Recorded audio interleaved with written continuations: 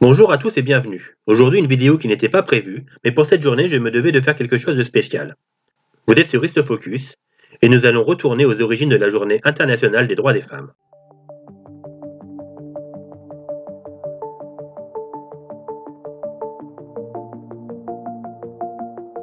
La journée internationale des droits des femmes a lieu depuis maintenant plus d'un siècle le 8 mars. Elle est célébrée à travers le monde et est le symbole des luttes et des revendications pour le droit des femmes contre le sexisme et les inégalités. Au début du XXe siècle, les femmes ont commencé à revendiquer un accès aux droits et à l'égalité. Il faut dire qu'après des millénaires de déconsidération, ça a commencé à chauffer sous les marmites. En 1908, les femmes de tous les pays s'unissent à travers des manifestations pour exprimer leur mécontentement. À New York, 15 000 femmes manifestent pour demander des journées de travail plus courtes, mieux rémunérées, et également un droit de vote, ce que possède déjà leur homologue masculin. La première manifestation en faveur d'une égalité homme-femme a lieu en 1909, à l'initiative du Parti socialiste américain.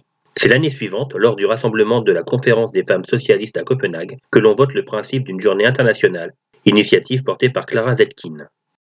Elle propose alors que chaque année, dans chaque pays, à la même date, les femmes soient célébrées et leurs requêtes écoutées. Clara est une intellectuelle allemande en couple avec un révolutionnaire russe. Elle est l'une des principales figures féminines de la mouvance révolutionnaire au tournant du XXe siècle.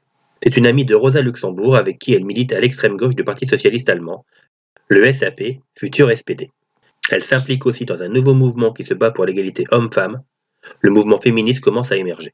C'est ainsi qu'en 1892, elle fonde le journal socialiste féministe Gleichheit, l'égalité. Désolé, j'ai pas fait allemand en langue. Elle ne s'arrête pas là et fonde en 1907 l'Internationale socialiste des femmes, mouvement à l'origine de la réunion de Copenhague. Le principe d'une journée internationale est voté, il ne reste plus qu'à décider une date. Le rassemblement de Copenhague fait réponse aux revendications des femmes contre les discriminations à l'emploi et pour le droit de vote qui sont, à cette époque, des idées qui ont le vent en poupe dans les pays industrialisés. L'année suivante, en 1911, c'est donc le grand début des manifestations pour exprimer les revendications. La première édition des Journées des droits des femmes a lieu le 19 mars. Ce jour-là, plus d'1 million de personnes manifestent pour le droit des femmes dans plusieurs pays européens, en Autriche, au Danemark, en Allemagne et en Suisse. Plus d'1 million d'hommes et de femmes participent à des campagnes de sensibilisation pour le vote des femmes, le droit au travail et la fin des discriminations. Au commencement, ces journées sont liées au mouvement ouvrier et socialiste. En 1914, des femmes se rassemblent le 8 mars à Berlin pour réclamer le droit de vote, comme quoi après 10 ans, rien n'a bougé de ce côté-là. C'est en tout cas la première manifestation du 8 mars, même si la date n'est pas encore fixée. Hélas, la Première Guerre mondiale vient couper le mouvement dans son élan. Mais la journée des femmes trouve un refuge et une renaissance en Russie. En effet, une manifestation d'ouvrières réclamant du pain et le retour des hommes du front de l'Est a lieu le 8 mars 1917 à Petrograd, actuel Saint-Pétersbourg. 2 millions de soldats russes morts, ça fait beaucoup, et elles se mettent en grève. Cet acte sera le premier des événements qui mèneront à la révolution soviétique ainsi qu'à l'abdication du tsar. C'est en souvenir de ce jour considéré comme le premier jour de la révolution russe que Lénine désigne le 8 mars comme le jour officiel de la journée des droits des femmes en 1921. Après la Seconde Guerre mondiale, la journée du 8 mars devient dans tous les pays du bloc de l'Est une célébration de la femme et du communisme. Pendant longtemps, cette journée était fêtée uniquement dans les pays du bloc soviétique et dans les milieux communistes ou de gauche. C'est dans les années 60, avec l'évolution du mouvement féministe qui se structure autour du mouvement de mai 68, que les manifestations pour le 8 mars se multiplient et sortent de la sphère communiste. 1975 est l'année internationale de la femme et c'est à ce moment que l'Organisation des Nations Unies a commencé à célébrer la journée internationale des droits des femmes le 8 mars. La France institue la journée internationale des droits des femmes en 1982.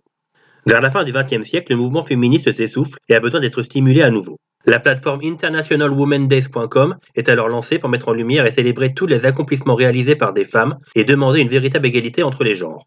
Puis en 2011, le président Obama met en place le Women History Month et en Angleterre, l'artiste Annie Lennox organise une manifestation à travers Londres pour récolter des sous.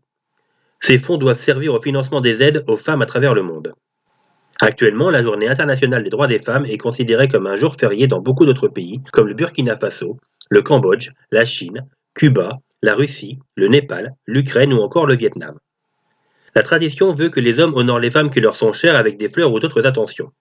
C'est là qu'on leur offre des aspirateurs, des lave-vaisselle et qu'on les invite au resto en espérant un retour sur investissement. Non, je déconne.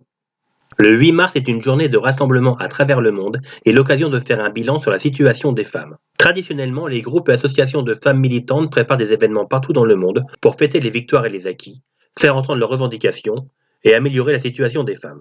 C'est aussi l'occasion de mobiliser en faveur des droits des femmes et de leur participation à la vie politique et économique. C'est grâce à ces actions que la transmission de la valeur d'égalité entre les filles et les garçons, les femmes et les hommes, se fait dès l'école primaire. Tout ça pour que petit à petit, les comportements évoluent et aillent vers une civilisation sans discrimination sexiste ni violence. Ceci afin d'arriver à une culture de l'égalité et du respect mutuel. Comme quoi on n'est pas sorti du sable. Alors ok, les revendications évoluent avec le temps et les pays dans lesquels elles ont lieu, mais à chaque fois elles sont renouvelées contre les violences conjugales et sexuelles et sur les inégalités dans le monde du travail. Évidemment, au début du siècle, les slogans étaient "On veut du pain et la paix" ou "On veut le droit de vote". Mais l'évolution des mœurs fait qu'en 1960 se sont greffées les revendications pour le droit à l'IVG et pour l'accès à la contraception. Puis, plus tard encore, est venue sur le devant de la scène l'égalité des salaires. Avec les dernières données qui nous parviennent sur le site d'ONU Femmes, il faut comprendre dès maintenant le lien vital qui existe entre le genre et l'équité sociale et reconnaître que sans l'égalité des sexes aujourd'hui, un avenir durable où prévaut l'égalité restera hors de notre portée. Sans la participation active de la moitié de la population mondiale, il est peu probable que l'on puisse parvenir dans l'avenir à des solutions en matière de durabilité de la planète et d'égalité des sexes dans le monde.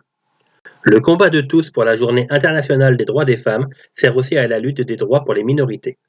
Leurs combats et revendications servent aussi à l'amélioration et à l'acceptation des personnes en situation de handicap ou des mouvements LGBTI+. Merci d'avoir regardé cette vidéo un peu spéciale en l'honneur de la Journée internationale du droit des femmes. Et n'hésitez pas à échanger entre vous dans les commentaires dans le respect des uns et des autres, à vous abonner, à partager et à liker. À bientôt!